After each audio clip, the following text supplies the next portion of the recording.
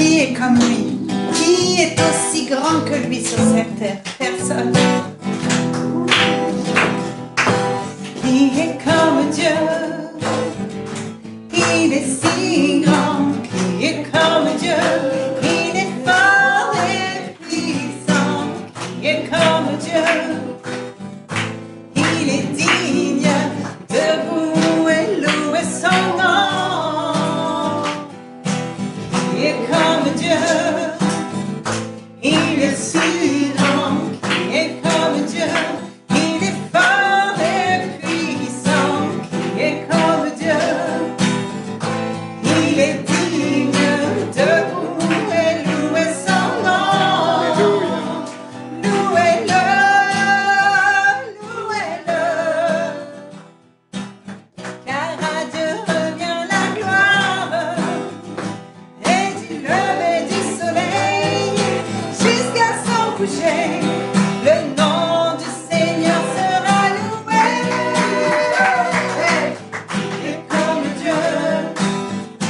Il est si grand, il est comme Dieu, il est fort et puissant, il est comme Dieu, il est digne de louer, louer son nom. Louez-le, louez-le, car à Dieu revient la gloire, et du lever du soleil jusqu'à son coucher, le nom du Seigneur sera loué. Il est comme Dieu, il est si grand. Il est comme Dieu, il est fort et puissant. Il est comme Dieu, il est digne de louer, louer son nom. Qui est comme lui? Qui est comme Dieu? Il est si grand, il est comme Dieu, il est fort et puissant, il est comme Dieu, il est digne debout et louer son nom, debout et louer son nom, debout et louer son nom, debout et louer son nom, c'est Jésus. Debout et louer son nom, je te loue. Debout et louer son nom, Yahweh. Debout et louer son nom. Alléluia, que ton nom résonne, Seigneur. Nous voulons te louer, nous voulons glorifier ton nom. Alléluia, Jésus. Ouh.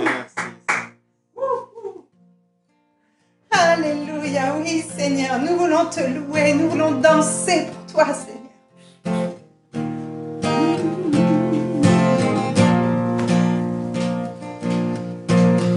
Que ton nom résonne en ce lieu,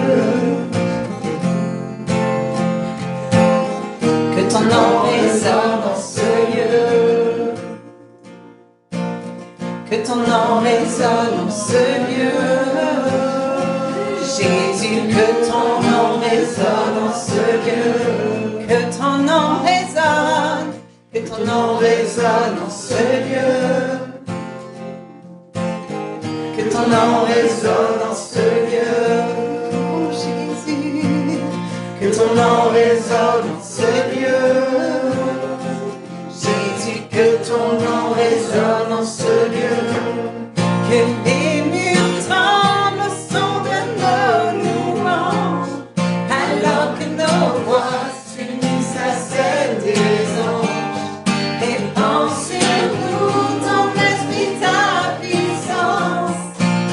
Oh Jésus, que les murs tremblent, que les murs tremblent au son de nos louanges, alors que nos voix s'unissent à celles des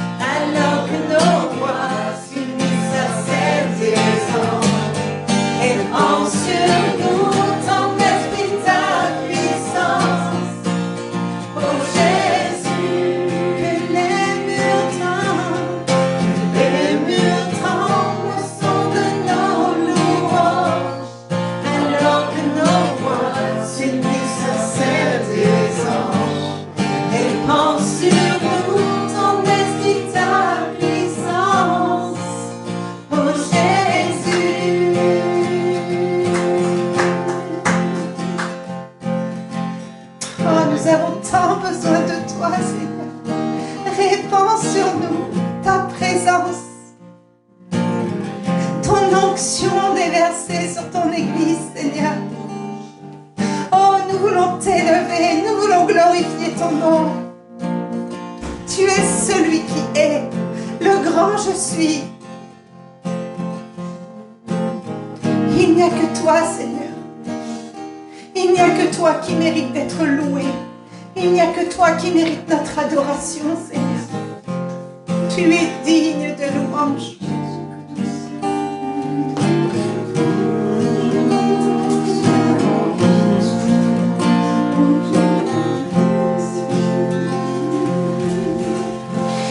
Que les murs tremblent sans dans louange, alors que nos voix s'unissent à celles des anges. Alléluia. Répands sur nous ton esprit, ta puissance, ô Jésus. Merci, Seigneur. Il n'y a pas de muraille qui soit trop haute et trop épaisse, Seigneur, pour que tu les fasses non seulement trembler, mais détruire complètement, Seigneur Jésus. Tu fasses passer à ton peuple à travers, tu nous fais placer au travers, Seigneur Jésus. Alléluia. Même le voile du temple, si épais qu'il était, a été brisé, déchiré. Il n'y a plus de muraille, il n'y a plus de voile, il n'y a plus d'accès limité à ta grâce, Seigneur, à ton trône, Seigneur. Nous pouvons avancer avec tellement de joie. Merci, Seigneur. Tu nous donnes cette capacité de danser dans les tempêtes. Amen.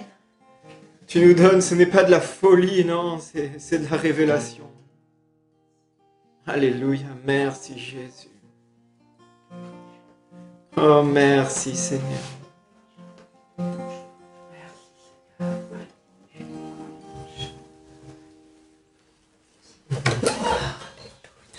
Il n'y a personne comme toi, Seigneur.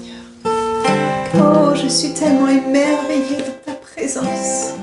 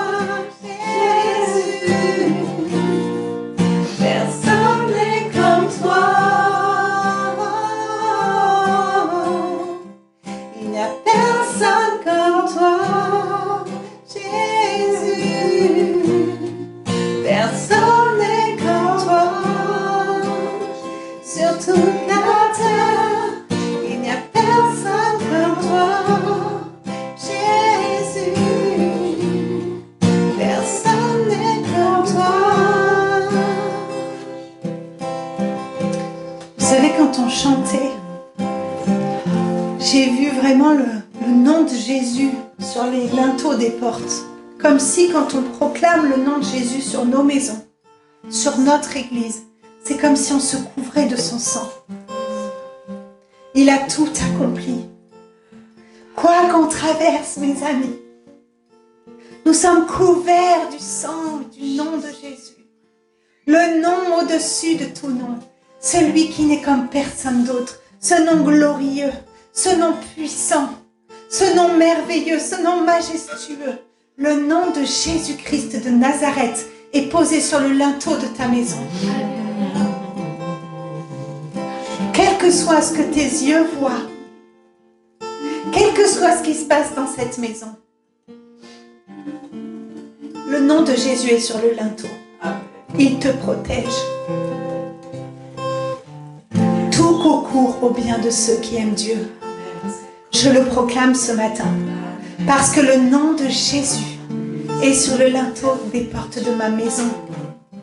Alors tout concourt au bien de ceux qui aiment Dieu, de ceux qui sont fidèles à Dieu, de ceux qui veulent réjouir son cœur, de ceux qui se laissent émonder pour porter plus de fruits. Tout concourt au bien.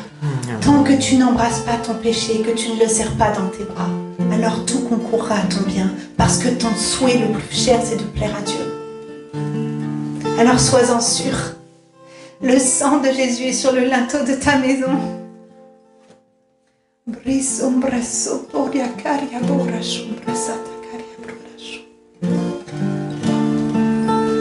Alléluia, on vient de chanter que Seigneur, tu fais de grandes choses. On vient de chanter que notre Dieu est grand. Et s'il y a quelqu'un qui a un témoignage qu'il a vécu cette semaine, dans les semaines, qui voudrait partager pour rendre gloire à Dieu, pour dire voilà, on a chanté, mais ce n'est pas qu'un chant. C'est une réalité. Qui puisse... sentez-vous libre de prendre cet espace, de prendre ce temps pour dire voilà ce que Dieu a fait là, récemment. C'est tout frais. Toi le Dieu fidèle, puissant est ton nom.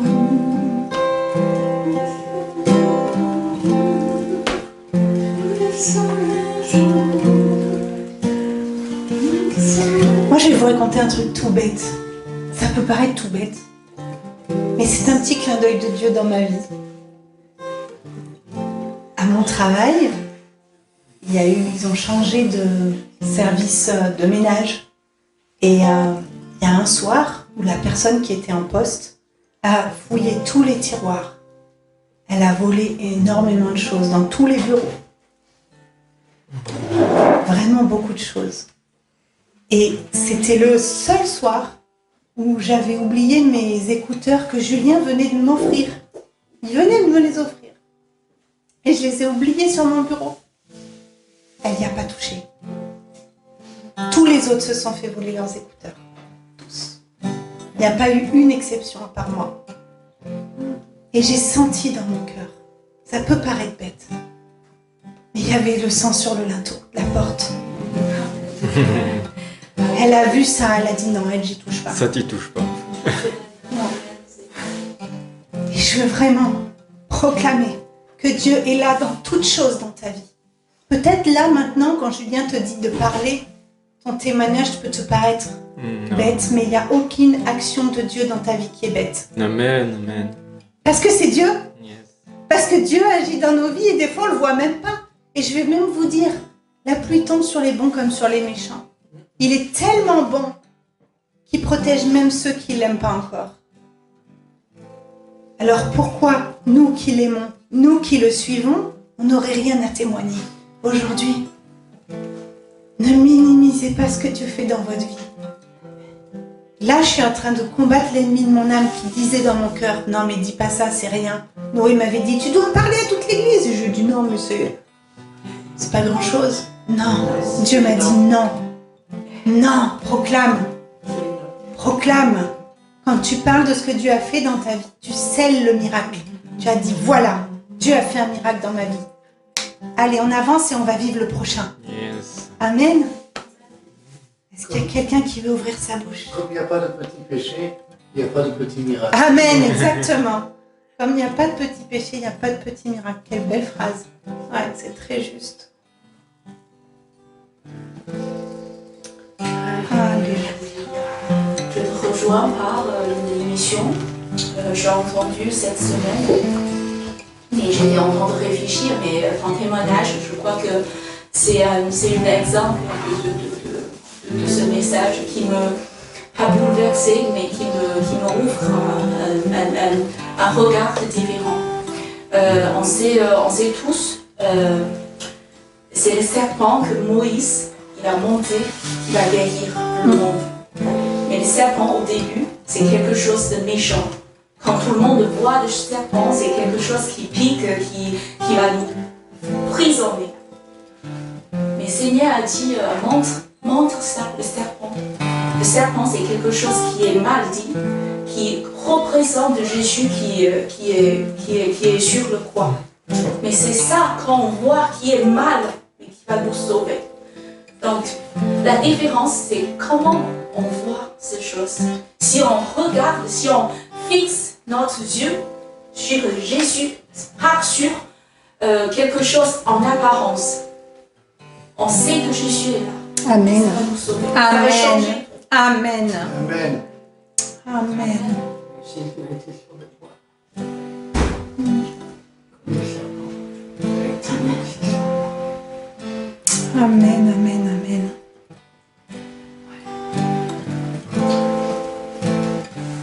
Tu vois, des fois Dieu sauve d'une fois de façon spectaculaire, semble spectaculaire. Et c'est tout aussi important ce que nous a partagé notre bien-aimé. Yes. Sœur, merci. C'est pas de petit miracle, c'est pas de petit truc. Non.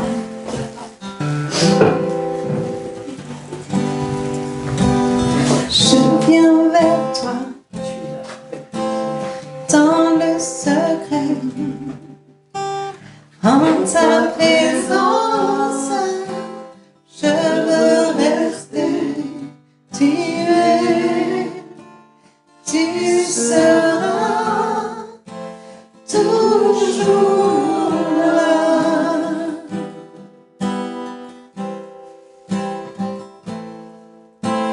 Tout contre toi, près de ton cœur, je peux entendre ta voix, Seigneur. Tu seras toujours là. Ébloui devant toi,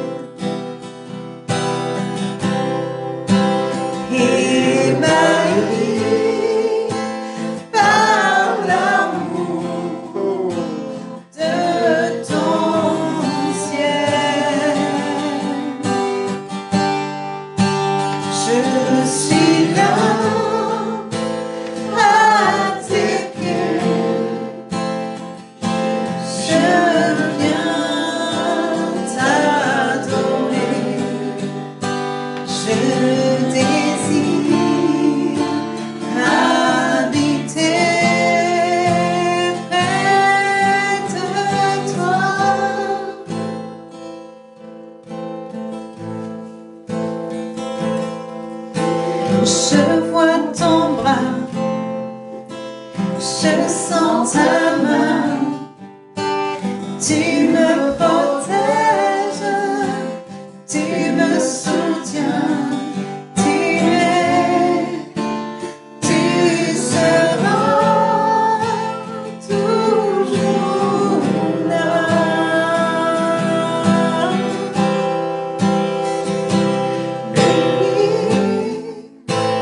Devant toi,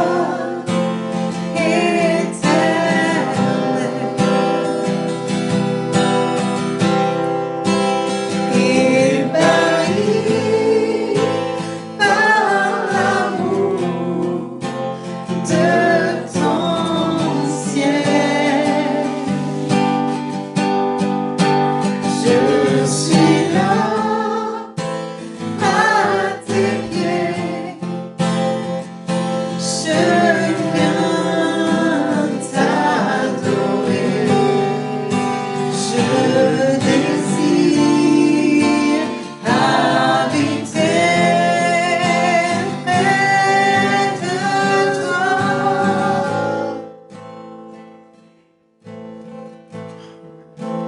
Ébloui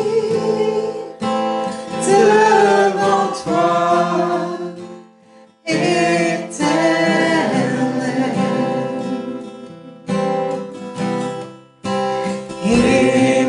Ébahi par l'amour de ton ciel. Je suis à tes pieds, je suis là à tes pieds. Je viens t'adorer, je désire habiter près de toi.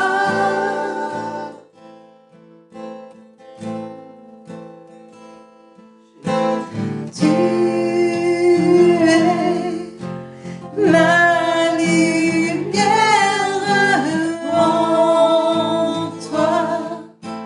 J'ai un Père, reçois ma prière.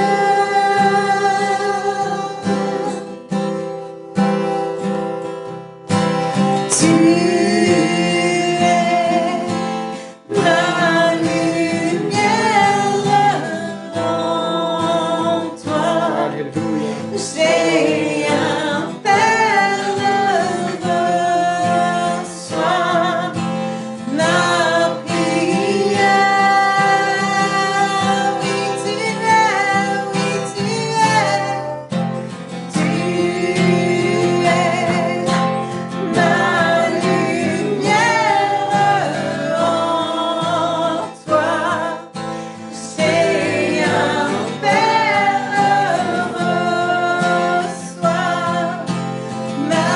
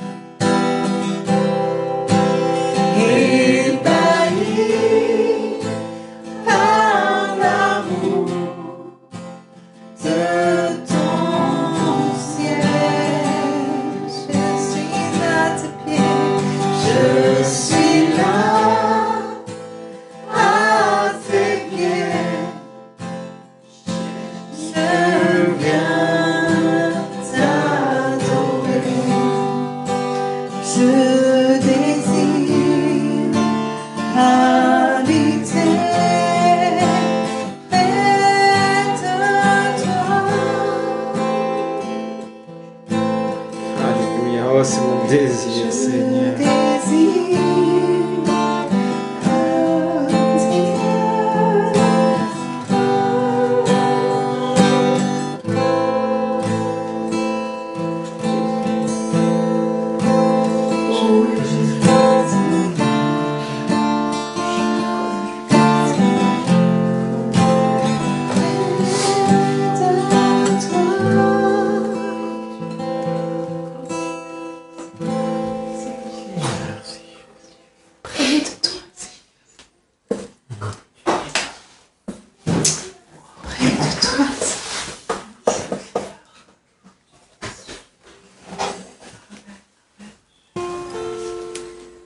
qu'une chose que je désire, c'est être plus près de toi.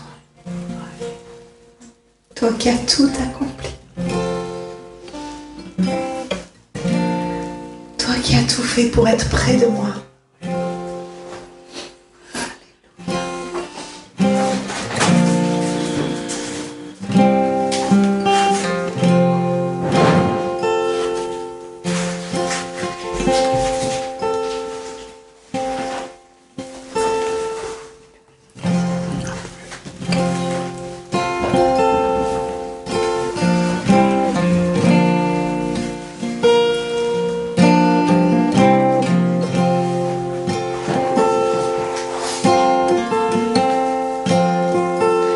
Au-dessus des puissances, au-dessus des rois, au-dessus de la nature et de la création, au-dessus de tous les plans des hommes sages, bien avant le monde tu existais.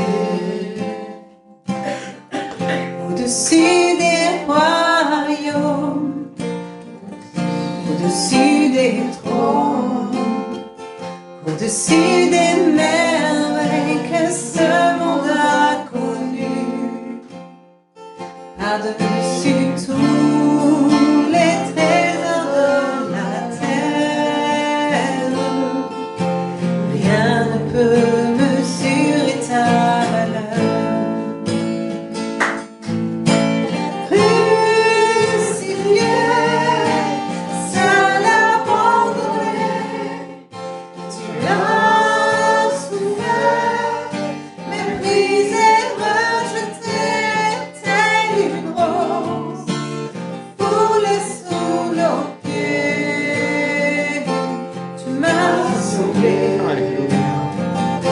Tu m'as aimé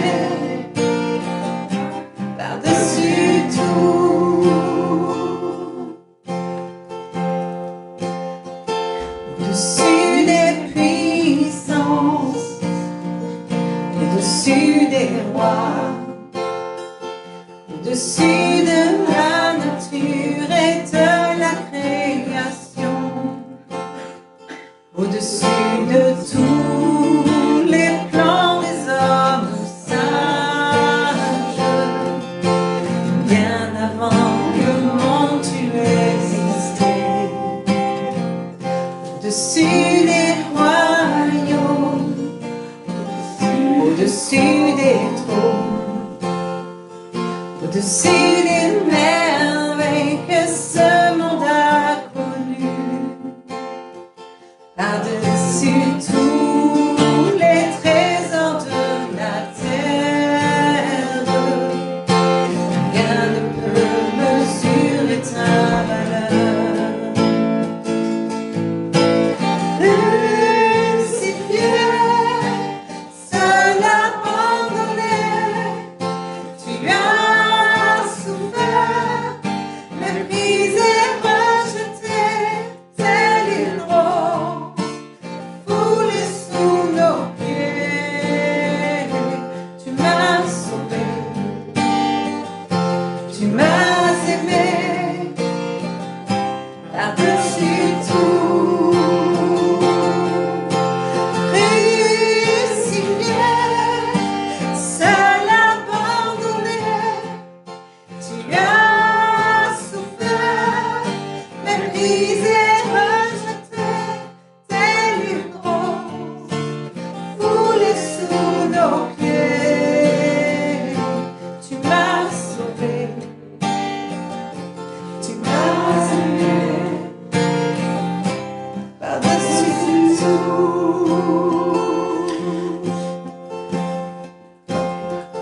Vous savez, il y a souvent des gens autour de nous qui agissent mal, qui nous font parfois du mal, ou juste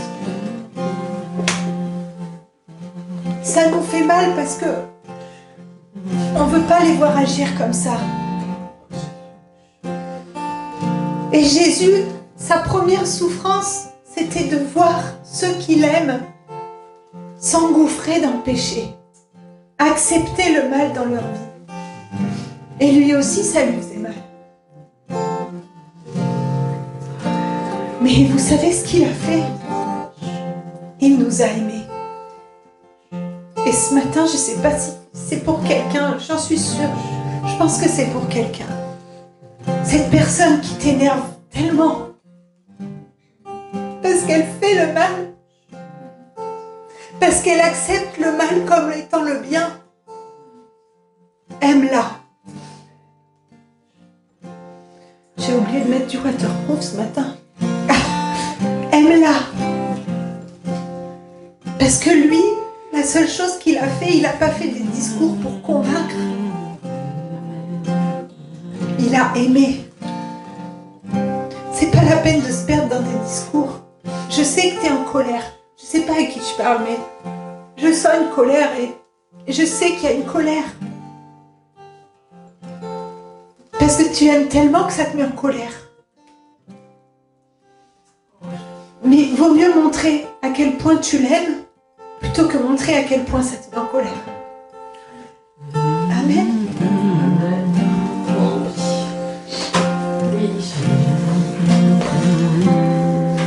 Des fois, on raconte l'arme, mais on s'en rend compte tous, la meilleure arme, c'est l'amour. Et l'amour transforme beaucoup de choses et transforme les autres aussi. Et notre devoir de chrétien, même si maintenant, bien sûr, c'est dur, mais Jésus là, c'est de transmettre cet amour dans les situations justement où des fois on est à côté, on comprend pas, on s'y prend mal, mais aimer l'autre qui fait peut-être du mal à notre vie, qui fait peut-être, c'est transformer déjà la situation. Et ça apporte une autre dimension dans l'écoute. Alors, c'est pas un vœu pieux, c'est une réalité spirituelle. On n'a peut-être pas toujours le résultat tout de suite, mais on apporte une autre dimension dans l'échange. Et cette dimension, bien sûr, elle vient pas de nous, elle vient de Dieu, celui qui vit en nous. Et lui, on l'a déjà chanté beaucoup de fois, il fait des miracles. Donc, il transforme les situations. Et c'est ça qu'il faut qu'on arrive à mettre en place dans nos vies, dans les situations, justement. C'est, encore une fois, on dit, nous rapprochons tout le temps plus de Dieu. J'en parlais encore ce matin. Il faut vraiment toujours chercher plus de temps avec lui pour justement arriver dans ces combats, parce que c'est des combats aussi souvent spirituels. Et ben, c'est pas être gagnant, ça veut rien dire être gagnant, mais c'est apporter l'amour justement dans ces situations, c'est transformer ces personnes. Transformer finalement, c'est facile d'aimer ceux qu'on aime, c'est beaucoup plus difficile d'aimer ceux qu'on n'aime pas. Et pourtant, c'est là qu'on apporte le miracle de Dieu. Parce que ces personnes-là, elles changent, et elles-mêmes, elles vont faire des miracles autour d'elles. Et encore une fois, c'est pas du béni-oui-oui ce que je dis. Je pense, moi, j'ai peut-être des fois du mal à le vivre, mais je le crois vraiment dans mon cœur. Et je crois qu'il faut le vivre de plus en plus et de plus en plus. Et c'est par la grâce de Dieu, c'est ça la grâce de Dieu finalement. Amen. C'est de le laisser vivre dans nos vies. Encore plus. Et si on a des combats, bah, tant mieux, ça veut dire qu'on va pouvoir le mettre en œuvre. Amen. Merci Seigneur. Oui, Seigneur Jésus. Amen. Ça fait vraiment écho à une conversation qu'on a fait ce matin dans la voiture. Gloire à Dieu. Alors le Saint-Esprit vient confirmer ce qui a déjà été dit. Amen. Amen. Amen. Pour chacun d'entre nous. Oh oui, parce que qui n'est pas concerné? Qui n'est pas concerné? C'est sûr. Amen. Oui, merci Seigneur. Il y avait la loi, mais la loi n'a pas pu sauver. Il y avait les rites, les rituels, mais ça n'a pas pu sauver. Seul l'amour que tu as eu pour nous, Seigneur. Seul ton sacrifice, seul tout ce que tu as fait, toi, a pu nous sauver, Seigneur. Parce que tu nous as aimés par-dessus tout, Seigneur Jésus. Alléluia. Dans ceux que tu as lavé les pieds, il y avait Judas, Seigneur. Oh, et tu étais-tu ignorant de ce qui allait se passer, Seigneur? Tu as aimé par-dessus tout. Seigneur, sur la croix, tu as dit pardonne-leur, Père, car ils ne savent pas ce qu'ils font. Tu as été l'avocat parfait, Seigneur. Tu es l'avocat parfait, Seigneur. Parce que tu nous aimes par-dessus tout, Seigneur. Et J'aimerais qu'on prenne la communion avec ces pensées qu'on a eues, tous ces partages.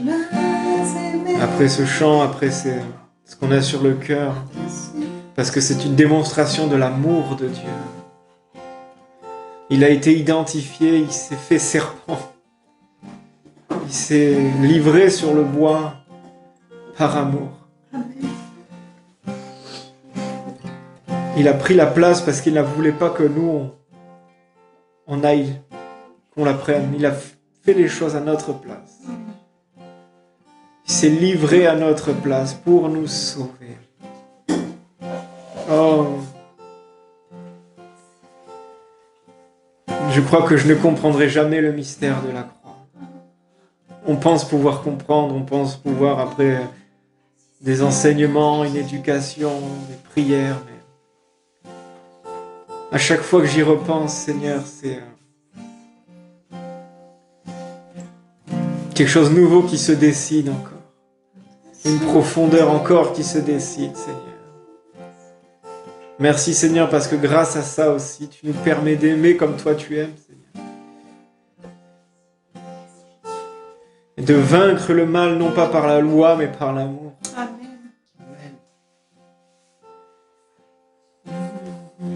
Tu m'as sauvé. Tu m'as aimé. Par-dessus tout, tu m'as sauvé. Tu m'as sauvé, mon Jésus. Tu m'as aimé. Par-dessus tout, nous sommes sauvés. Tu m'as sauvé, Jésus. Tu m'as aimé Par-dessus tout, tu m'as sauvé. Tu m'as sauvé. J'aime le répéter. Tu m'as aimé Oh, j'aime repasser ça sur mon cœur. par-dessus tout.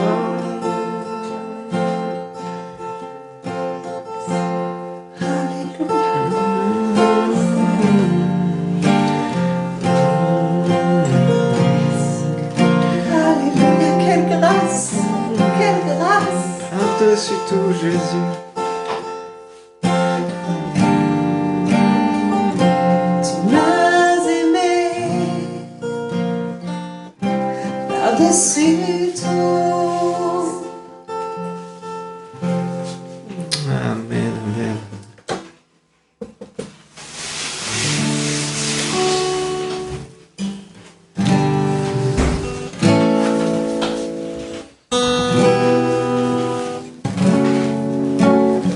Alléluia. Nous voulons élever ton nom ce matin, Jésus. Parce que c'est toi qui as tout accompli, Seigneur Jésus. C'est toi qui nous as sauvés. C'est toi qui nous as aimés par-dessus tout. C'est toi qui as fait passer tes brebis avant toi.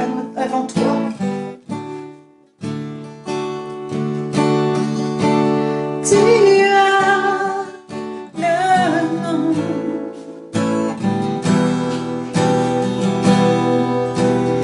Jésus-Christ est ce nom puissant.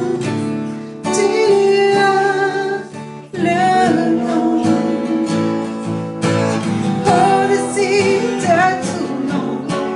Jésus-Christ est ce nom puissant.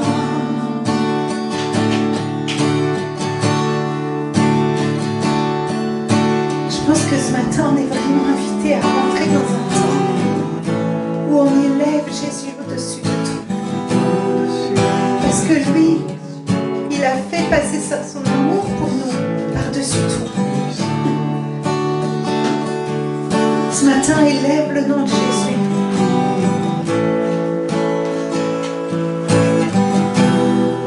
Déverse ton âme.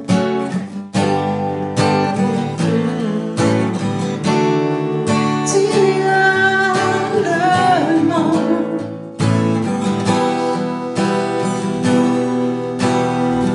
Au-dessus de tout nom, Jésus-Christ est ce nom puissant. Tu as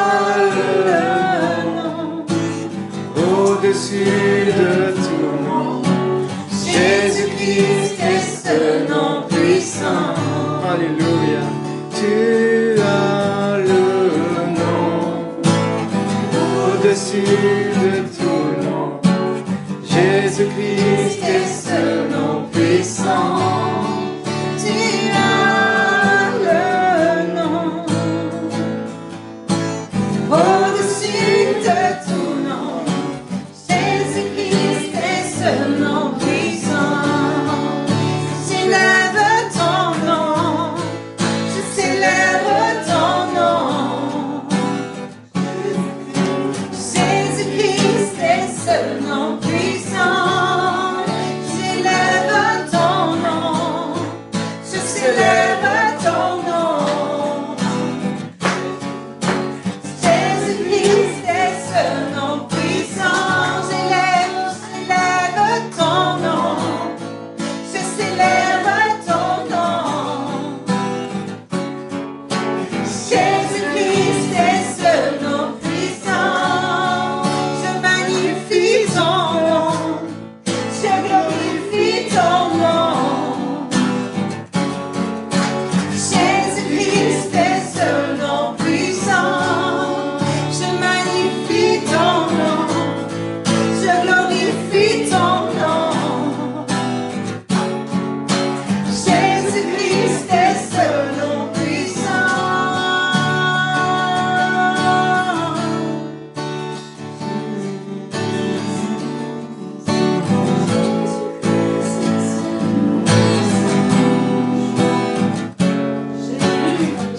Jésus-Christ est ce nom puissant.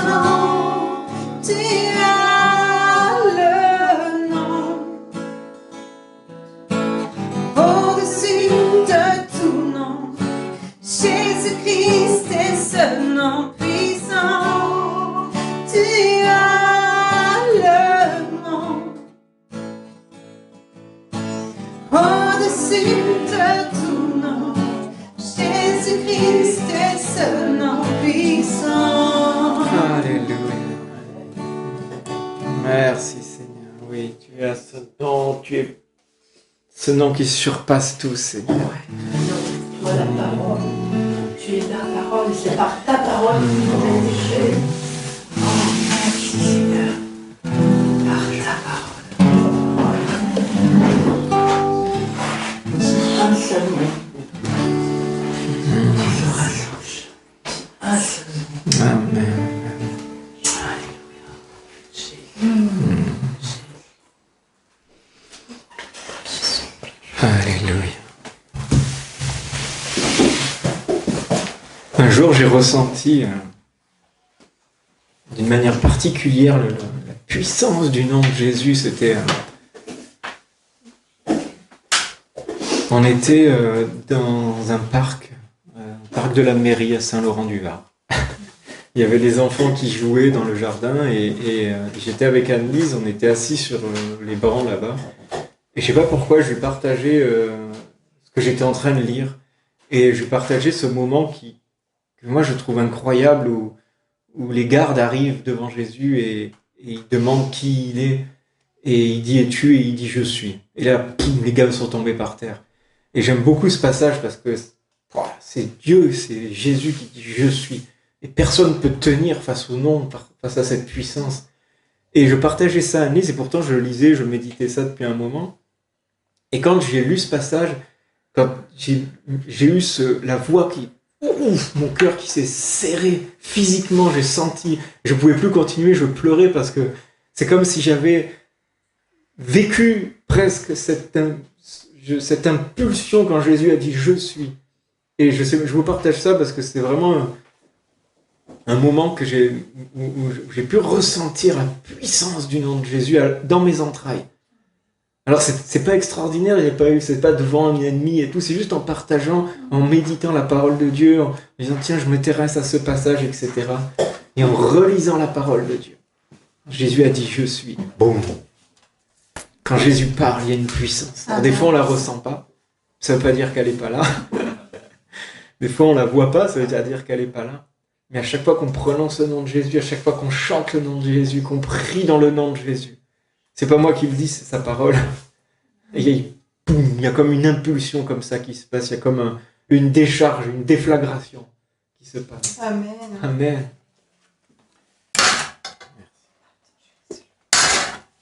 merci Seigneur.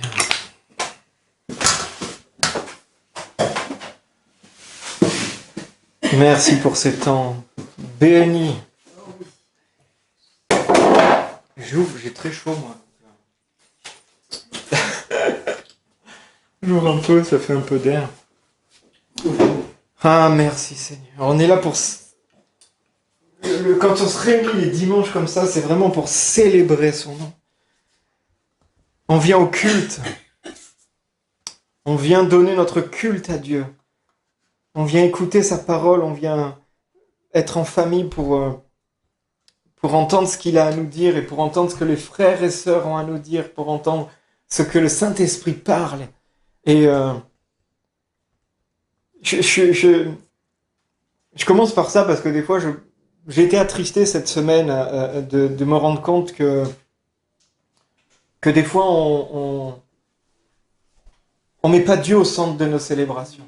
Je dis pas nous, mais j'ai été touché cette semaine sur ça et je voudrais qu'on prie et qu'on soit conscient de des fois ce qui se passe autour de nous pour non pas être des juges, mais pour prier et pour être comme des fois aussi des phares. Quand on est averti d'un danger, un phare, on le place là où il y a un danger. On le place là pour éclairer, pour avertir d'un danger. Un phare va pas juger, va pas dire ben voilà, tu t'es planté. Il va avertir qu'il y a un danger. Et des fois, quand il y a des choses qui tapent à notre esprit, qui tapent à notre cœur, c'est comme si Dieu nous demande d'être un phare pour prier, pour dire, avertir quelque chose sur le cœur. Et je vous parle de ça parce qu'on est dans... Et c'est pas vraiment c'est pas une critique et tout, mais on est dans cette saison d'internet, de culte en ligne, de machin, et où beaucoup de gens se nourrissent et vont être essentiellement... vont toujours mettre beaucoup plus encens beaucoup plus ce qu'ils vont regarder sur Internet que ce qu'ils vivent dans leur propre église. Et ils vont dire, ouais, mais voilà, là... Et en fait, ils vont quelque part chercher des choses et qui vont pas finalement les nourrir. Parce que la nourriture qu'on a besoin ne vient pas du dimanche matin. Elle vient de chaque jour de la semaine où on va nous-mêmes se nourrir, nous-mêmes prendre les nutriments, prendre la prière, lire la parole de Dieu. Et on va penser qu'un bon enseignement, qu'un pasteur charismatique, quelque chose qui va faire des trucs, c'est bien. Je dis pas que c'est une mauvaise chose. Mais c'est pas ça qui fait vivre notre foi. Ce qui fait vivre notre foi, c'est les moments de prière quand on est ensemble. C'est le dimanche matin, c'est le mardi quand on se réunit, c'est le jeudi quand on prie ensemble. C'est tous ces moments où on va rencontrer nos frères et sœurs, on va prier les uns pour les autres, où on va se supporter des fois, où on va s'édifier des fois. C'est ça qui nourrit, qui construit notre foi, ça qui apporte, c'est tous nos moments où on est devant Dieu le matin, où on fait notre louange le matin, le soir, dans la journée, je dis ça, mais dans le lieu secret. C'est ça qui va apporter. Et en fait, vraiment, c'est une prière que j'ai sur mon cœur et quelque chose que je vois parce que on peut lire des gens qui ne fréquentent plus d'église et qui disent « Ah, mais moi, je vis ma relation avec Dieu. » Non, c'est égoïste. En fait, tu rends pas... le dimanche matin, si tu es seul devant ta télé, que tu penses que tu fais un culte, non, tu te fais un culte à toi-même, en fait. Le dimanche matin, quand on se réunit, c'est pas pour nous faire du bien à nous-mêmes. Ça nous fait du bien parce qu'on s'approche de Dieu. Mais on est là pour célébrer le nom de Dieu. Amen. On est là pour écouter la voix de Dieu et pour célébrer son nom. Si on est là le dimanche matin que pour dire qu'est-ce qu'il va m'apporter? Qu'est-ce que le pasteur va m'apporter? Qu'est-ce que l'ambiance va m'apporter? On célèbre qui en fait? On célèbre l'homme. On célèbre notre chair. On essaye de... Non. Je sais pas si vous comprenez, je pense que c'est clair, mais j'essaye pas de me mettre en colère en même temps. mais voilà, prions pour l'Église. Prions pour l'Église, prions pour nous. Prions qu'on soit conscient de ce qu'on fait. Que certaines choses, des fois, ok Seigneur, c'est toi que je veux élever ce matin. Amen. C'est toi que je veux voir ce matin. C'est toi. C'est pas une ambiance que je viens chercher. C'est pas un groupe que je viens chercher. Je viens pour toi, Seigneur. Je viens pour mon frère, pour ma sœur. Je viens parce que je reconnais ce que j'ai mis. Et c'est tellement bon. Et C'est marrant parce que hier, Pasteur Dan m'a appelé, il vous passe le bonjour d'ailleurs à tout le monde. Ils viennent de faire une pastorale dans le nord-est. Il me racontait comme ça s'est très bien passé, etc. Et qu'ils ont été guidés par l'Esprit et que le thème c'était l'Église primitive. Et alors moi j'ai souri, j'ai fait tiens c'est marrant parce que vous avez étudié ça. Et nous, il y a dimanche, quand on a fait ce culte comme ça, où on a vu justement que l'Église primitive faisait, je fais, nous, on le vit en fait. Et je pense que l'Église a un besoin de retrouver certaines bases. Ça fait un moment qu'on répète ça, mais vraiment au plus profond de nos cœurs, qu'on se détache d'une certaine religiosité. Et c'est pour ça que c'est tellement bon d'avoir ces moments où on voit comment Dieu parle à chacun d'entre nous et comment il édifie chacun d'entre nous. Mais on voit qu'il y a vraiment un mouvement de l'esprit. Dans des grandes églises, c'est sûr, quand tu es 200 le matin, c'est dur d'ouvrir comme on fait nous. Mais il y a autre chose peut-être de travailler, il y a autre chose à voir, il y a autre chose peut-être à mettre en place.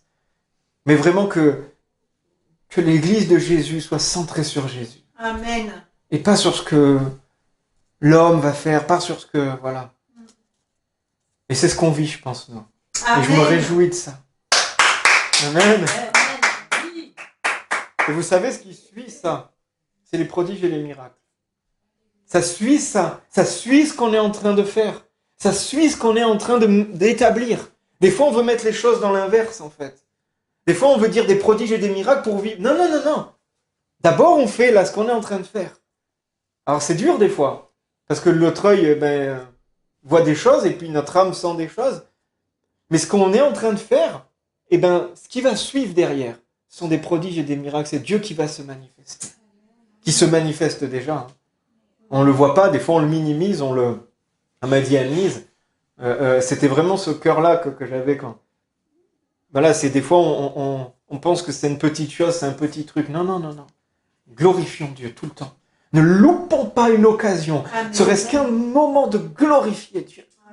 Le matin quand tu te réveilles, tu vois, merci Seigneur. Tu m'as donné encore une journée, tu m'as donné encore une heure, Seigneur.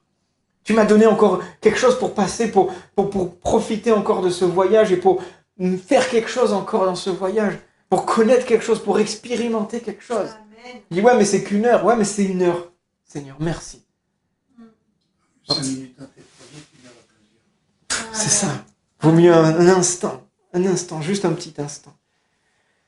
Alors, voilà, ça c'était le prélude. Mais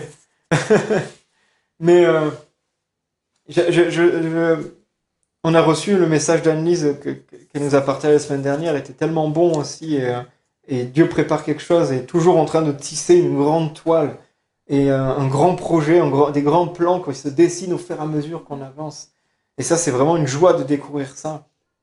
Mais moi, ça fait un moment que Dieu me travaille justement sur la relation la relation que Dieu veut avoir avec nous. La relation que Jésus veut avoir avec nous. Et la dernière fois, je vous avais partagé que Jésus est notre Seigneur, Jésus est notre roi, mais il a dit qu'il était aussi notre ami.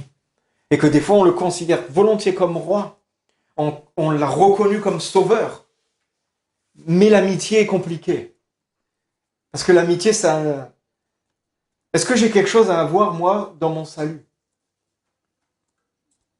Dieu m'a offert le salut. C'est par sa grâce. Je l'ai reçu, je l'ai pris. Mais par contre, l'amitié, ça implique mon état aussi. Ça implique des choses qui viennent de ma part. L'amitié, c'est pas une amitié à sens unique. Il y a quelqu'un qui souffre dedans. Il y a quelqu'un qui se sent délaissé. Il y a quelqu'un qui se sent pas aimé. Et c'est pour ça que des fois, l'amitié, c'est compliqué. La famille, on est obligé. C'est compliqué, hein, la famille. Hein. Mais l'amitié, c'est un choix. Je choisis d'être ami avec cette personne.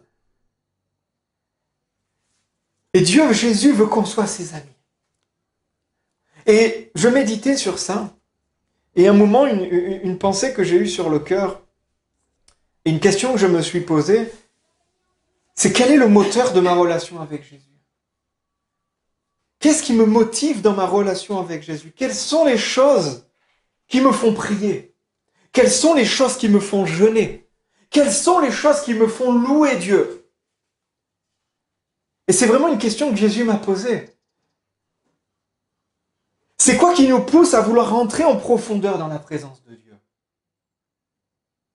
Je pense qu'il y a autant de réponses qu'il y a de gens dans cette pièce. Et c'est toujours ça. Quand on écoute un message aussi, on va toujours avoir l'humilité de dire, on parle de Dieu. Waouh! Comment un homme peut expliquer Dieu? C'est compliqué. Donc c'est toujours partiellement qu'on parle des choses. Et on parle des fois des hommes. Comment j'ai la prétention de connaître le cœur de l'homme? C'est que Dieu. Donc du coup, on doit toujours un prédicateur, il doit marcher sur des œufs. Il faut faire attention aux vérités établies. Donc quand on donne comme ça et même quand vous recevez des messages, des fois on peut se mettre dans des cases, mais c'est peut-être une chose qui nous met sur une piste. Et on prend ça et après on continue à creuser. Parce qu'on parle de Dieu qui est immensément grand et on parle des hommes qui sont immensément complexes. Alors en une demi-heure le dimanche matin, c'est compliqué, des fois, de faire le tour de tout ça. Mais on peut se poser la question, pourquoi je prie? Pourquoi je loue? Pourquoi je jeûne? Qu'est-ce qui me pousse à faire ça? Qu'est-ce qui me motive à faire ça? Quelles sont mes motivations? Quand on fait quelque chose, c'est parce qu'il y a une motivation derrière. Alors, voilà, je vous dis, il y a tellement de choses, et j'ai deux exemples, mais très grossiers et très vagues, et c'est non exhaustif, bien sûr. Il y a une chose qui nous pousse à louer Dieu, qui nous pousse à prier, qui nous pousse à louer, ce sont les épreuves. Une épreuve qui vient dans notre vie, quand on est chrétien, bien sûr, va nous pousser à prier. J'espère que quand tu traverses des épreuves, ou quand tu traverses des choses compliquées, tu pries beaucoup.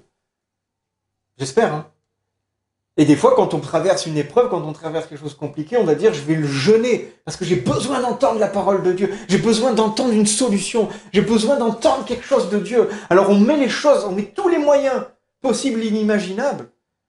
On se prive de quelque chose pour entendre la voix de Dieu, parce qu'on sait qu'il y a un secours auprès de Dieu. On me dit qu'il faut louer Dieu quand on est dans l'adversité, alors j'essaye de louer de toutes mes forces. Amen. Et c'est une bonne chose. C'est la parole de Dieu qui nous le dit. Philippiens 4, versets 6 et 7 nous dit, ne vous inquiétez de rien, mais en toute chose, faites connaître vos besoins à Dieu par des prières, des supplications, des actions de grâce. Ne vous inquiétez de rien, faites connaître vos besoins. Une épreuve, si dure soit-elle, a la capacité de nous faire connaître un peu plus Dieu. Amen. C'est ce que tu me disais ce matin, je crois que je t'ai spoilé le truc de demain, c'est ça? Oui. Un peu. Ça fait rien, ça sera un rappel, mais c'est que l'Esprit parle fort. C'est que l'Esprit parle fort. Il y a une des manières d'enseigner, c'est de répéter. Et Dieu, il sait très bien ça. Si tu dis une chose, après, quand on devient quelqu'un de l'élite, un pilote de chasse, par exemple, une des capacités qu'on leur demande, on leur montre une chose, ils doivent la mémoriser. Je prie qu'on soit tous des pilotes de chasse. Comme ça, on n'a pas besoin d'épreuves. Et Dieu nous dit quelque chose, tant qu'on la mémorise, on la comprend. Mais je suis loin d'être ça. Je suis un pilote de Renault Scénic, donc du coup, Dieu doit me répéter plusieurs fois les choses pour que je les comprenne. C'est quand Amen, c'est bien ça. Ouais, Amen. C'est quand il fait noir qu'on cherche la lumière, c'est ça. Mais une épreuve, elle a cette capacité-là. Non pas de nous détruire, parce que Dieu ne tentera pas au-delà de ce qu'on est capable de supporter. Amen. Ne pense pas que cette épreuve va te détruire. Vraiment. Mais avec Dieu, on peut le voir différemment. On peut le connaître différemment.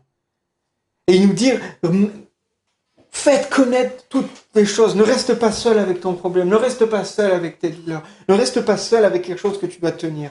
Et c'est marrant parce que ce verset, moi j'aime beaucoup le verset 7. Parce qu'il dit, et la paix de Dieu, qui surpasse toute intelligence, gardera vos cœurs et vos pensées en Jésus-Christ. Il dit pas, faites connaître tous vos besoins, et je les résout comme ça du jour au lendemain. Non. Il dit, et la paix. C'est la paix qu'on va recevoir. C'est le discernement qu'on va recevoir. C'est l'éclairage qu'on va recevoir.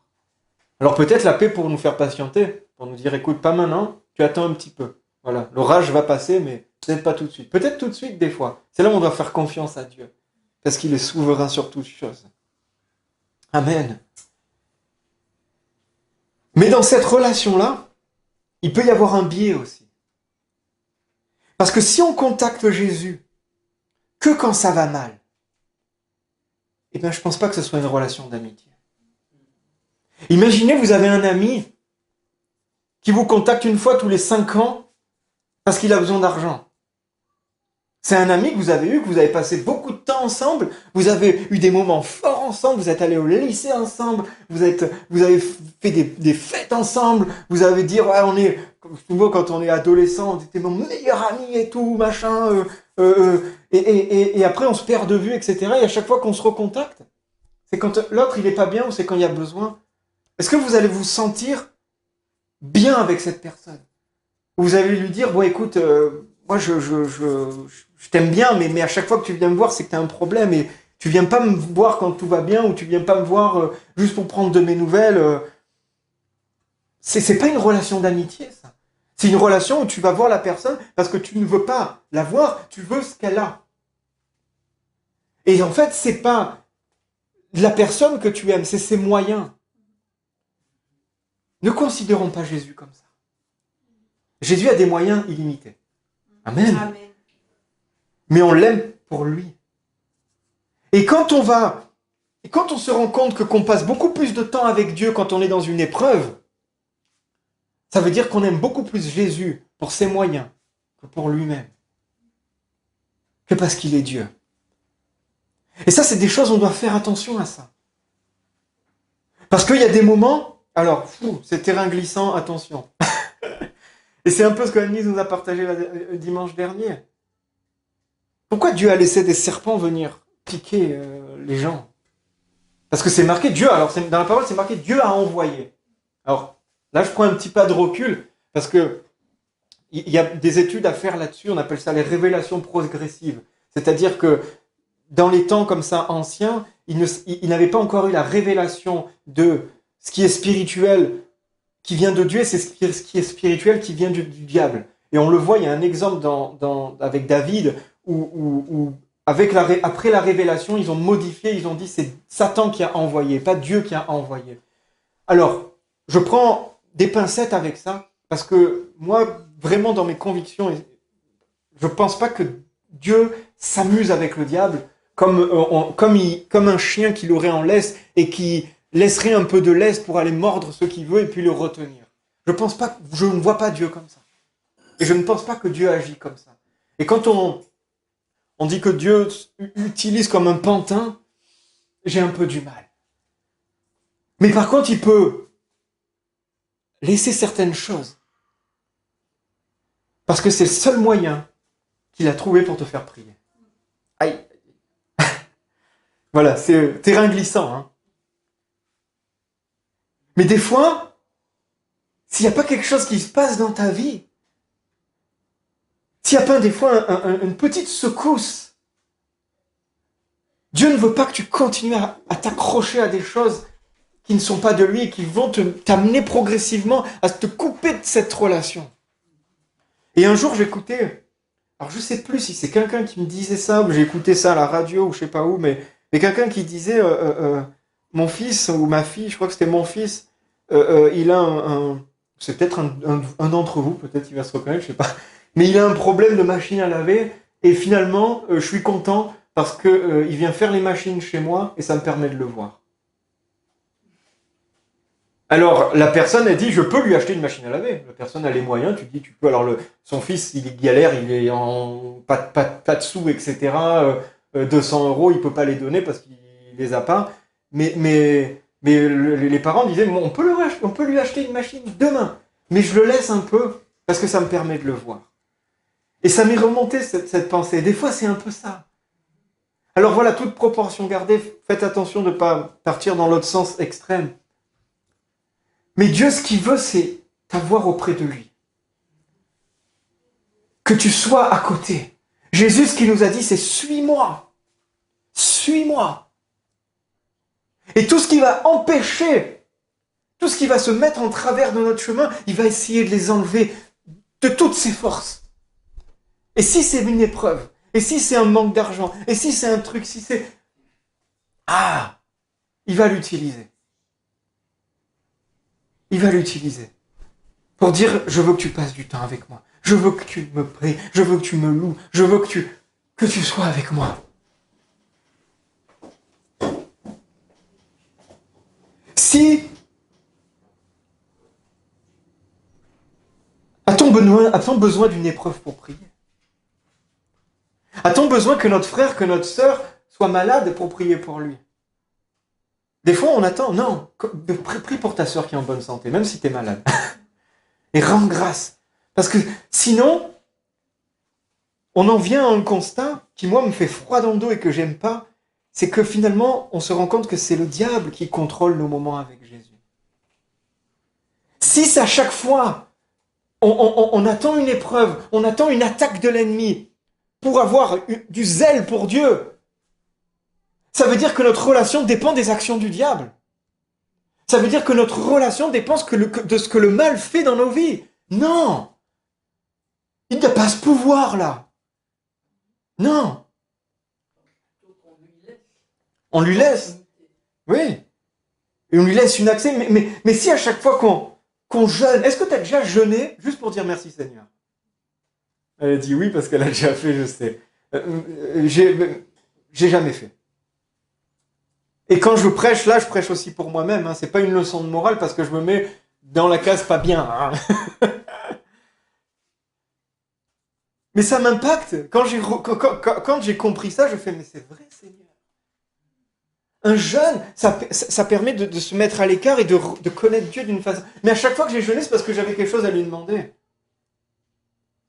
Alors la prochaine fois, je vais essayer de jeûner juste pour être avec lui, pour passer du bon temps avec lui. Promis. C'est compliqué le jeûne pour moi. J'ai faim tout le temps. Tu comprends aussi. Ah là là, Seigneur Jésus. Mais bon, il nous connaît, hein, il sait pourquoi. Mais qu'on comprenne vraiment ça. Ce n'est pas les attaques, ce n'est pas ce qu'on vit, ce n'est pas les épreuves qui doivent décider des moments qu'on passe avec Dieu. On doit aller au-delà. Après, des moments où on va prier, des moments où on va louer, et surtout la louange, c'est quand tout va bien.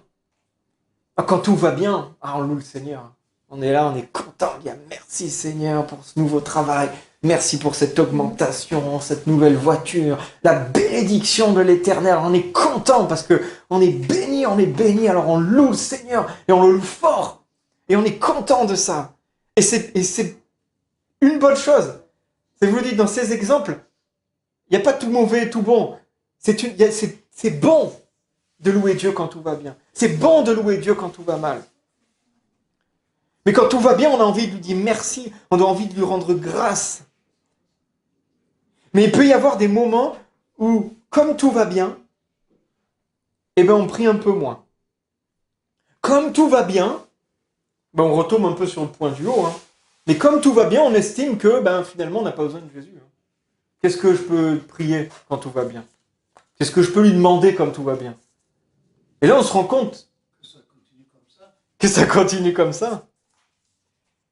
Et en fait, on peut retrouver cette pensée dans AG 1, au verset 4. J'aime beaucoup ce verset, il est tout petit, mais c'est marqué, est-ce le temps pour vous d'habiter vos demeures lambrisées quand cette maison est détruite? En fait, c'était une prophétie que Agé, c'était une parole de Dieu que Agé disait au peuple, c'est que Dieu disait, c'est le temps de reconstruire le temple. Et le peuple, il avait été déporté, etc. Il y a eu un moment d'accalmie, il y a un moment de on est un peu moins persécuté, on nous tape un peu moins sur la courge, ça va un peu mieux. Et la première chose qu'ils ont fait, c'est de s'occuper de leur propre maison. Et Dieu disait, est-ce que c'est le temps de l'embriser, donc de mettre du bois? C'était beau à l'époque, mais nous on a connu ça à Fleuve d'eau vive, on les a enlevés. Hein. C'est pas très beau. C'est une époque, hein. C'est toute une génération. On mettait du bois sur les murs. Le lambris. Alors, ils lambrisaient leur maison. Ça veut dire qu'en fait, c'était une signe de richesse, une maison lambrise. Oh, t'as pas la chaux parce que c'était des maisons où le crépi un peu pas beau. Non, c'était du bois. Alors, c'était un surplus en fait. Et Dieu dit ça. Est-ce que c'est le moment de faire ça alors que mon temple est détruit? Parce qu'en fait, des fois, quand on est bien, quand on est dans un certain confort, et c'est la maladie de l'Occident aussi, hein, eh bien on oublie Dieu. J'aime bien les Africains qui disent « Nous, on a la foi parce qu'on n'a pas le choix. » C'est dur, hein, mais plusieurs fois j'ai entendu ça. La dernière fois, même des frères c'est les frères qui sont à Marseille, ils nous partageaient ça.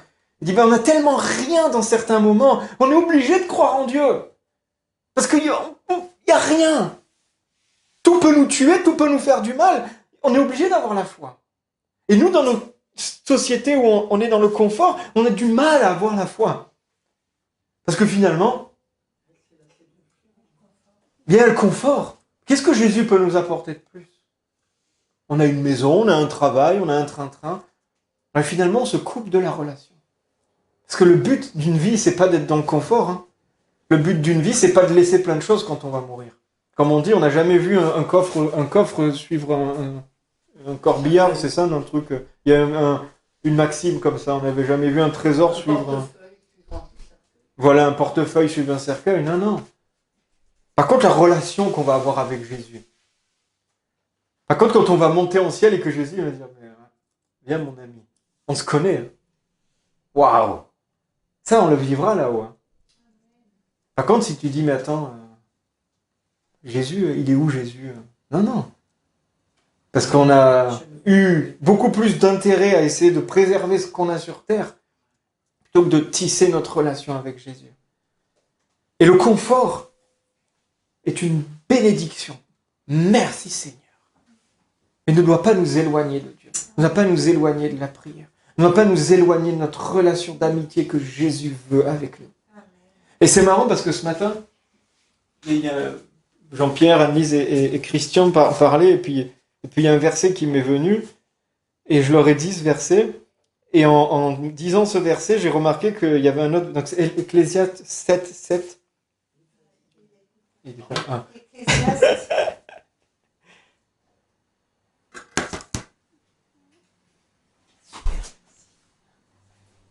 Et merci Seigneur, ça c'est le verset le verset de dernière minute. Ecclésiaste 7, il nous dit « L'oppression rend insensé le sage, et les présents corrompent le cœur. » C'est exactement ça. L'oppression peut rendre insensé le sage. Ça le fait perdre pied, ça le fait... Les épreuves, ça a cette capacité de nous faire voir Dieu, mais ça a aussi ce pouvoir néfaste de nous centrer sur nous-mêmes. Il faut faire attention, surtout ceux qui sont dans l'épreuve depuis longtemps. Ils ne considèrent plus les douleurs des autres. Ils ne considèrent que leurs propres douleurs, que leurs propres épreuves. Et tout ce qu'on va leur dire va être rapporté à eux, va être rapporté à ceux qui vivent, va être rapporté à leur vie, à leurs conditions. Et là on se dit, mais ça sert à rien que je te parle en fait. Parce que Et ça, c'est quelque chose de pervers dans l'épreuve. C'est que ça va te rendre égoïste. Alors tu dis, oui, mais moi j'ai des problèmes. Oui, tu as des problèmes. Tout le monde a des problèmes. Mais si tu veux, je vais trouver quelqu'un qui a plus de problèmes que toi. Alors là, du coup, tes problèmes, ils deviennent comment? Et là, on a toujours quelqu'un qui a plus de problèmes que nous. Et ça, c'est un danger. Parce que du coup, on va plus prier pour les gens. On va plus s'intéresser à leur vie. Et on va essayer de chercher. On va venir le dimanche matin, non pas pour célébrer Dieu, mais pour essayer de chercher une guérison, une solution, pour essayer de chercher quelque chose pour nous. Pour améliorer notre quotidien, pour améliorer quelque chose qu'on a. Oh, ça veut dire que il faut un souffle nouveau. Et j'aime beaucoup parce que l'oppression rend insensé le sage. On ne doit jamais se considérer comme sage.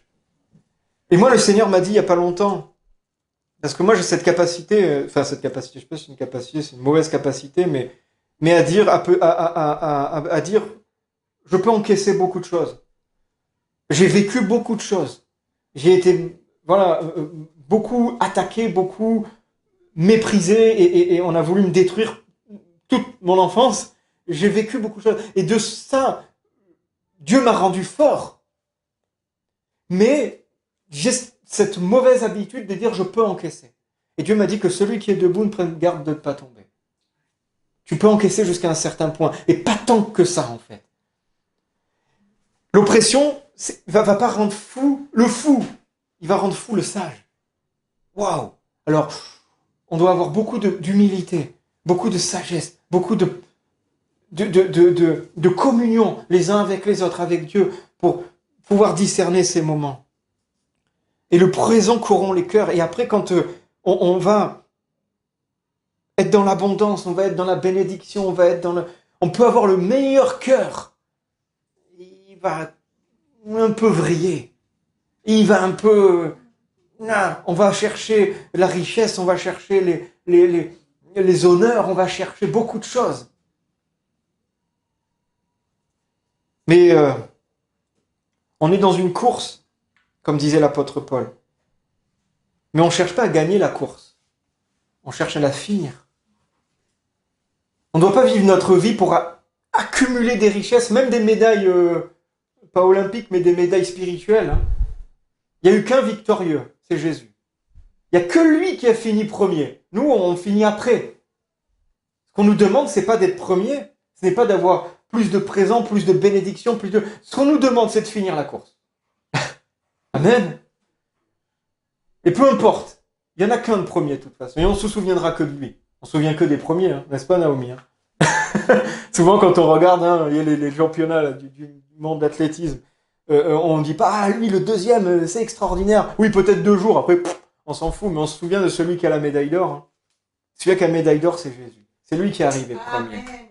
Nous, on finit la course. Et c'est cool. On se souvient aussi de celui qui a arrêté sa course pour éviter celui qui est tombé. Ah, ça Aussi, ouais. Et ça, je l'ai eu des journaux. Et ça fait c'est ça. Amen, merci Seigneur. Bref, c'est ça. Ayons de l'humilité aussi dans nos vies. Pour dans tout ce qu'on traverse. Qu'on soit dans la disette, dans l'abondance. On a besoin de Jésus H24. De la même puissance, avec la même force. Moi, mon défi, c'est de chercher la face de Dieu quand je suis béni, béni, béni. Et de la chercher avec la même force quand je suis pas bien, pas bien, pas bien. Et qu'il n'y ait pas de variation. Et on est quand même béni, on est béni tout le temps. Et yes. Et c'est ça une bonne relation. Et c'est ça une bonne relation. C'est ça que Dieu veut avec nous. C'est ça que Jésus veut avec nous. C'est qu'on ait la même intensité constante avec lui de relation. Alors c'est difficile. Hein. C'est vraiment pas évident. Et je lisais, du coup je cherchais. J'aime bien l'image de moteur d'une relation parce que un moteur, ça fonctionne pas qu'avec une chose. C'est un ensemble de choses qui fait fonctionner un moteur, qui fait avancer un véhicule. C'est pas parce que tu as une caisse que le moteur va avancer, c'est pas parce que tu as le moteur qu'il va avancer. Non, c'est un ensemble de choses. Et je regardais, j'ai tapé sur Google hein, pour dire à quel point c'est simple. Hein. Des fois, on veut chercher des choses compliquées. On a l'impression que c'est ça qui va nous donner des révélations, qui va nous nourrir, qui va faire... Mais rien de nouveau sous le soleil. Des fois, surtout quand on a un peu de vie chrétienne, eh ben, c'est souvent des choses qu'on nous répète, que le Saint-Esprit nous répète, parce qu'on l'a pas compris. Et là, on a besoin d'humilité, de dire, ouais, j'ai besoin encore de comprendre. C'est des choses simples. Je marquais, quels sont les piliers d'une bonne relation? Et je tombe sur les piliers d'une bonne relation amoureuse. Et la personne parlait de 4 piliers fondamentaux. Ouais, c'est mieux. D'une bonne relation. Le premier, c'est la communication. Le deuxième, c'est la passion. Le troisième, c'est la confiance. Et le quatrième, c'est les projets en commun. Et j'ai trouvé ça excellent. Yann va avoir un devoir maison sur ça. Donc, la communication, la passion, la confiance et les projets en commun. L'amour, c'est ça que tu dis? Ouais, il dit qu'est-ce qui fait de l'amour? L'amour, c'est ça. Hein. C'est ce qui couvre tout. C'est le ciment, enfin, c'est l'emballage de tout ça. Mais j'ai trouvé ça excellent parce que je me suis dit, mais waouh! Ça, c'est une relation de couple. Mais nous sommes l'épouse de Christ. Et quelle est la plus belle relation qu'une relation de couple? C'est ce que Jésus veut avec nous. Et le petit... Voilà, je vous propose, ceux qui veulent avancer, ça défie encore plus comme ça, sur ces 4 points, aller chercher dans la parole de Dieu et trouver ce que Dieu dit. Trouver comment Dieu... Parce que c'est lui qui nous a aimés le premier. C'est lui déjà qui a fait les pas en avant. C'est lui qui a fait le premier pas. Souvent dans une relation, il y a toujours quelqu'un qui a fait le premier pas. Hein. C'est qui a fait le premier pas? Je sais pas, hein. C'est pas. Hein. On va pas en parler maintenant. Hein. C'était le coup de foudre instantané. Non, souvent il y a quelqu'un qui est séduit un peu avant l'autre. Il y a quelqu'un qui vit sa vie et il y a l'autre qui l'aura dit wow, je tombe amoureux. Alors du coup, je vais faire le premier pas. Vous savez quoi? C'est Dieu qui vous a vu passer qui est tombé amoureux de vous le premier. Waouh! Mais qu'on se rende compte de ça. C'est pas beau ça? Dieu t'a vu, et il est tombé amoureux de toi. Et il t'a dit je t'aime. Et après toi t'as commencé à dire ah mais oui mais et toi aussi tu vas mais on a répondu à l'amour de Dieu. Même dans le ventre de notre mère, c'est ça, c'est encore plus profond que ça. Alors dans la parole de Dieu, allez trouver des paroles qui parlent du désir de Dieu de communiquer avec vous. Et à la prière, etc. Après, vous allez trouver dans la parole de Dieu à quel point Dieu est passionné. On peut dire l'amour, mais vraiment ce côté, la passion, c'est vraiment quelque chose qui est dévorant. À quel point Dieu aime ses enfants, aime son peuple, aime la création qu'il a fait. Allez trouver à quel point Dieu vous nous fait confiance. Parce qu'il met son trésor dans des vases d'argile. Je vous donne des petits... Allez trouver dans la parole de Dieu à quel point Dieu veut que qu'on ait des projets en commun avec lui. Allez faire de toutes les nations des disciples, et pas que. Mais à quel point Dieu veut qu'on ait une relation tellement solide et tellement stable avec lui. Amen. C'est un bon petit devoir maison. Jeudi, pour la prière? Bon, on peut, bien sûr, on peut. Mais c'est bon de retourner. Des fois, on mâche un peu le travail. Et là, vous allez pouvoir trouver des versets qui vous parlent aussi. Et des choses qui sont propres à votre cœur. Mais là-dedans, on va trouver vraiment à quel point... Et une fois qu'on a trouvé les choses, une fois qu'on voit comment Dieu fait ça, et ben on peut y répondre. Et c'est là où on peut marcher après dedans. On ne peut pas. C'est difficile de vouloir quelque chose qu'on ne sait pas. Il y a encore une fois, c'est une autre réflexion encore, mais je ne sais pas si je parle là-dedans, mais vite fait. Hein. Mais je parle à moi-même à voix haute. Hein, à un moment, j'écoutais quelque chose sur la méritocratie et le fait d'avoir de mériter les choses, etc. Une société qui se base sur les privilèges ou une société qui se base sur les mérites, etc. Et il y a cette maxime qu'on dit toujours, quand tu veux, tu peux. C'est que quand tu veux quelque chose, eh ben tu peux l'avoir. Alors ça, c'est très... on y va, bulldozer, c'est-à-dire moi je veux ça et je l'aurai. Et si je dois écraser des trucs, c'est pas grave. Et moi j'avais un prof de ferronnerie que j'aimais beaucoup et qui me disait du rebord de ton lit jusqu'aux frontières du monde, il y a 2 pas, la volonté et la foi. C'est beau. Et j'aime beaucoup parce que moi, dans la foi, je mets la foi en Dieu, de la foi aussi en ce que je fais, en ce que je veux, mais la foi en Dieu et la volonté. Et je regardais et je méditais là-dessus aussi. Et en fait, je me suis dit, mais c'est pas totalement vrai.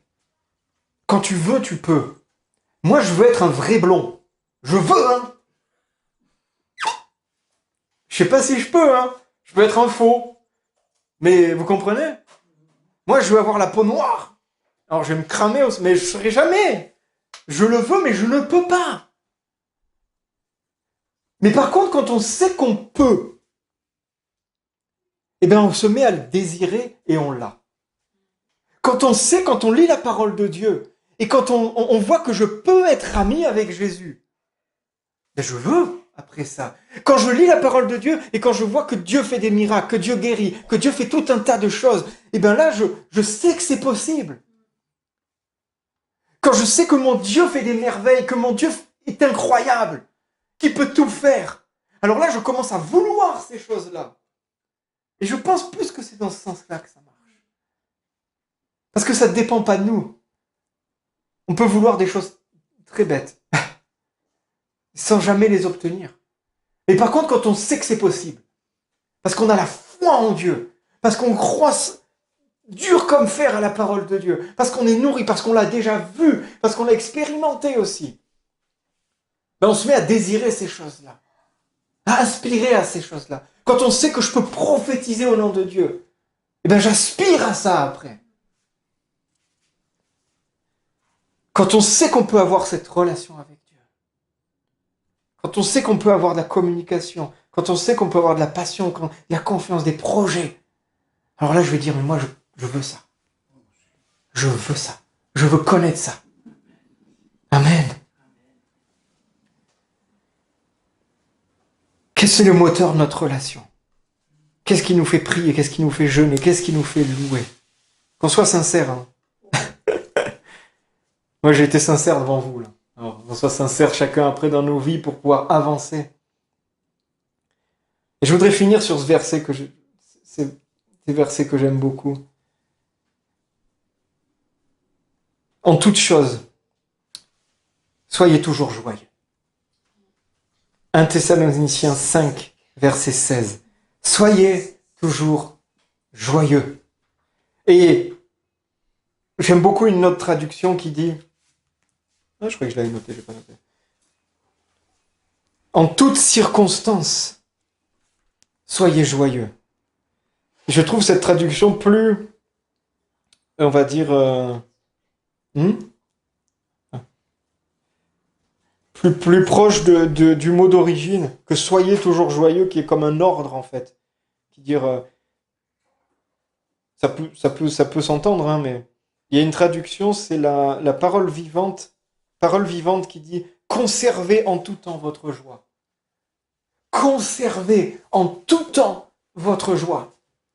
Que ce soit des mauvais temps, peu importe. Ce n'est pas les temps qui définissent notre joie. C'est Jésus qui définit notre joie. C'est Dieu qui définit notre joie. En tout temps, conservez votre joie. Alors, moi j'aime bien ces paroles, hein. Mais des fois, moi, quand on me dit ça, je dis, mais comment être toujours joyeux, franchement? Des fois, je suis pas joyeux. Est-ce que vous êtes toujours joyeux? Non, moi, des fois, je suis pas joyeux du tout. Hein. Je suis râleur, je suis machin, et puis je peux me lever joyeux et je peux me coucher râleur. Je peux me lever râleur, je me couche joyeux. Ça change en même temps dans la journée. Puis il y a une heure, un moment où, des fois, Dieu nous connaît. T'inquiète pas. Il est humain et il sait très bien notre humanité. Mais ce verset ne peut pas se lire seul. Soyez toujours joyeux. 17. Priez sans cesse. Priez sans cesse. Comment être toujours joyeux? En parlant à Dieu. Priez.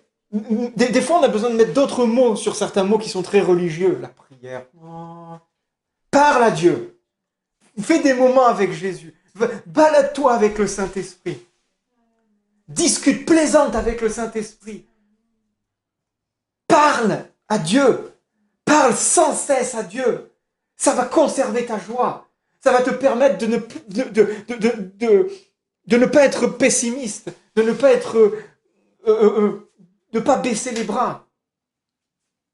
Après, qu'est-ce qu'il y a? 18. Rendez grâce en toutes choses. Rendez grâce en toutes choses. Car c'est la volonté car c'est à votre égard la volonté de Dieu en Jésus-Christ. Le fait de rendre grâce en toutes choses nous conserve dans la joie. Et Anne-Lise l'a dit la semaine dernière, comment d'une manne, de quelque chose qui avait le goût de miel, a pu passer à quelque chose qui a le goût de je ne sais plus ce que c'était, qui n'était pas bon, et qu'ils n'aimaient pas, qui était amer, et c'est Dieu qui a changé ou c'est l'homme qui a changé? Le fait de rendre grâce à Dieu pour la maison que tu as eue il y a 20 ans, pour la bénédiction que tu as eue il y a 20 ans, te permettre d'être toujours dans la joie d'être dans cette bénédiction. De toujours d'être dans la joie d'être dans cette chose. Ça nous permet de continuer à être dans la joie. Si nous ne rendons pas grâce à Dieu et qu'on ne se rappelle pas de ses bénédictions et qu'on n'entretient pas ça sur notre cœur penche toujours du mauvais côté. Hein. Enfin, je sais pas pour vous, moi si je laisse aller mes émotions, il n'y a pas beaucoup de bonnes. Hein. Souvent ça... Désolé, ne me jugez pas, mais... Mais quand on laisse libre cours, hein, quand on lâche les chevaux, quand on lâche les briques, comme on dit, quand je suis en roue libre, c'est pas... Donc non, on a besoin de rendre grâce à Dieu. Et là, on conserve notre joie. N'éteignez pas le Saint-Esprit.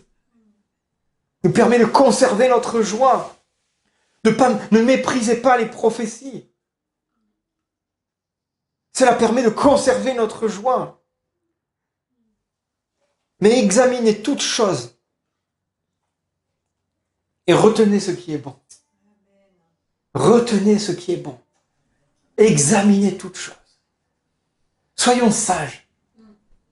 Des fois, on est tellement binaire ou c'est blanc ou c'est noir, on a waouh. Des fois, il y a quelque chose qui se passe, il y a quelque chose qui est dit, il y a une situation et on la balaye du revers de la main parce que les malades, les machin. Et peut-être que dans cette situation, on a besoin de discerner. Il y a des choses mauvaises, mais je reprends ce qui est bon.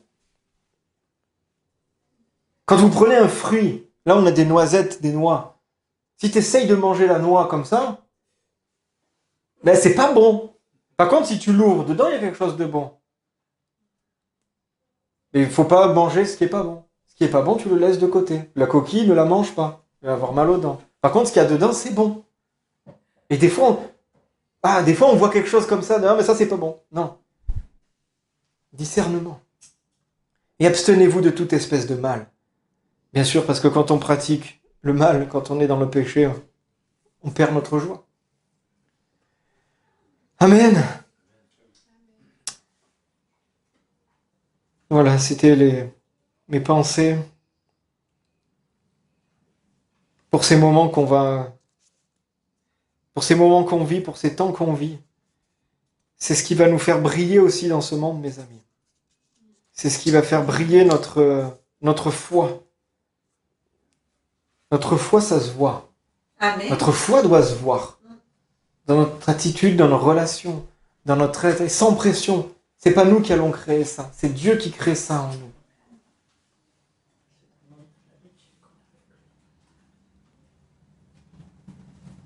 Alléluia. Je sais pas si tu avais un chant ou pas, non? On va prier. Merci Seigneur encore pour tous ces moments, pour tous ces instants.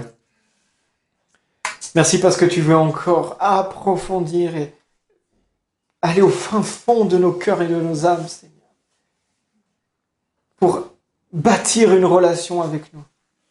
Pour bâtir quelque chose de fort avec nous, Seigneur.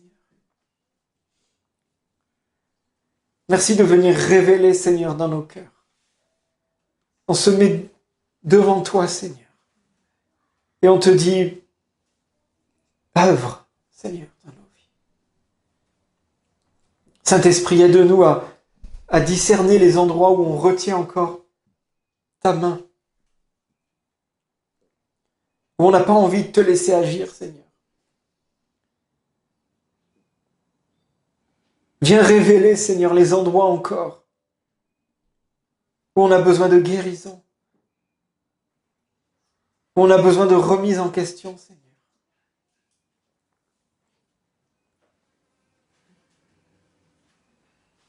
Seigneur, toi, tu as été dans la joie, tu es passé sur cette terre, Seigneur, avec un cœur joyeux. Même au cœur de la souffrance, Seigneur, tu as discerné les choses, Seigneur Jésus. Et nous te voyons, nous voyons, Seigneur, ce que tu as fait. Et tu nous dis que nous ferons des choses plus grandes même encore. Amen. Alors nous savons que c'est possible, Seigneur, et nous les désirons. Merci, Seigneur, qu'on ait une relation encore plus forte avec toi. Une relation encore plus intime avec toi, Seigneur. Fais tomber les masques. Fais tomber nos masques, Seigneur. Fais tomber encore notre orgueil, Seigneur. Fais encore tomber ces murailles qui s'élèvent encore dans nos vies, Seigneur Jésus. Nous voulons être transparents avec toi, Seigneur. Seigneur, tu es mon Dieu, tu es mon roi, tu es mon ami, Seigneur. Tu n'es pas un distributeur, tu n'es pas un Doliprane quand j'ai mal à la tête, Seigneur. Tu es mon ami. Je veux être un bon ami. Saint-Esprit, apprends-moi à être un bon ami aussi. Pas être un ami ingrat, un ami infect, un ami qu'on supporte parce que il fait partie de la bande. Mais un ami qu'on a du plaisir à passer du temps. Un ami qui s'investit dans les relations. Merci Seigneur Jésus.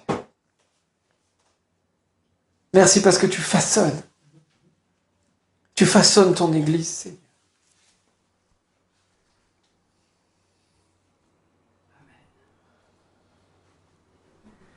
Merci Seigneur, parce que toi qui as dit que nous étions tes amis, et que nous étions si nous faisions ce que tu nous demandes. Je te fais confiance parce que tu dis dans le passage qu'a cité notre frère, au verset 24, celui qui vous appelle est fidèle, c'est aussi lui qui le fera. J'étais en train de le rechercher parce que je connaissais la fin, mais je me suis dit, mais je ne l'ai pas noté sur mon truc, mais il faut le dire. Hein? Yes, amen. Amen. Pour la confiance que nous avons, que tu nous donnes. Non seulement tu nous invites à être ton ami, Seigneur, chacun pour notre part.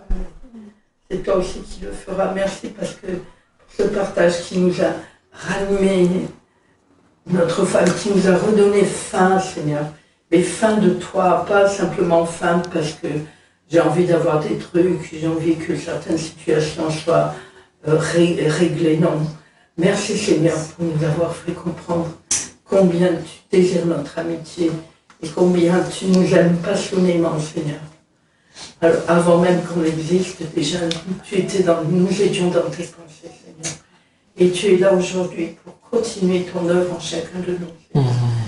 Je loue ton nom, je te rends grâce et je te remercie pour ton amour et pour l'assurance que tu nous donnes en marchant avec toi, Seigneur. Bien. C'est ton invitation à l'amitié que tu nous donnes. Merci pour cette invitation, pour chacun de nous. Et je vais dire oui, moi, Seigneur, pour cette invitation. Et aide-moi chaque fois que je pourrai encore défaillir, Seigneur. Parce que c'est là-haut que ce sera parfait. Merci, Seigneur. Au nom de Jésus. Amen. Amen.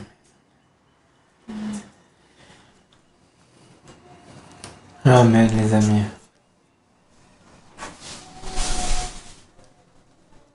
Et quelques annonces. La prière, mardi. La prière mardi sur Zoom à Mardi 20h. sur Zoom. Et jeudi à 20h en présentiel chez Marlène. Ouais, on maintient ça, c'est ça. Amen, amen. Mettons ces moments privilégiés, vraiment,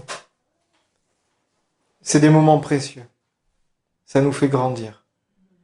Et n'oublions pas, voilà, nos 3 jours de jeûne, le 3, 4, 5. Ou en... Oui. 3, 4, 5 octobre, ouais. Donc on va faire une soirée de louange le vendredi soir, c'est ça?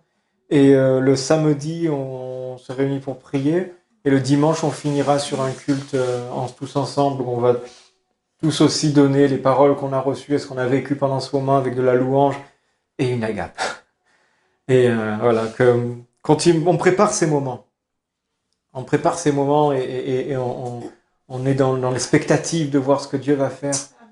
On jeûne, voilà. Alors après le message que mais on jeûne parce qu'on a aussi on sent que Dieu nous pousse à aller réinvestir dans un lieu à Nice, à réinvestir dans un, je parle de local, mais vraiment de localité, de quartier, au dehors d'une salle, mais vraiment d'un quartier, d'une zone en fait.